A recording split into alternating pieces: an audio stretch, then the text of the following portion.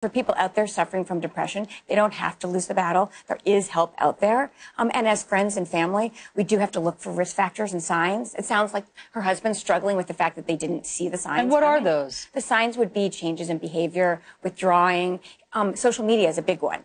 If you notice that a friend or family member is talking about suicide, talking about death, or even just looks strange, is doing something different on social media, you should reach out to them.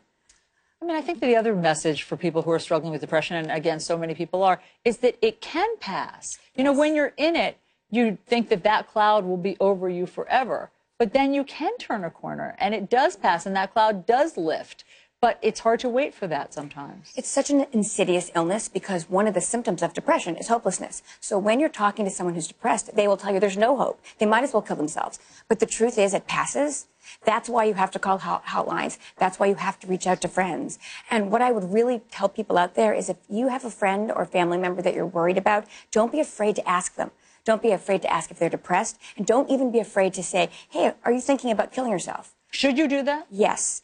People don't do it enough. And if someone says, yes, I actually have considered that, then what do you do? Then it's time probably to step it up. It's time to be there for them and to help them get more support. But if you don't ask, you don't know.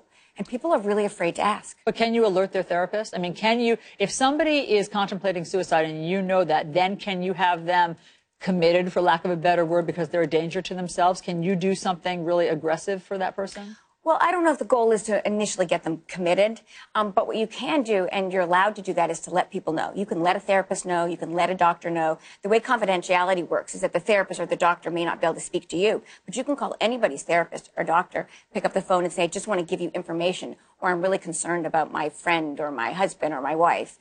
You can always let people know. There are suicide prevention hotlines. There's even crisis mobile units that will come to your home if you're worried.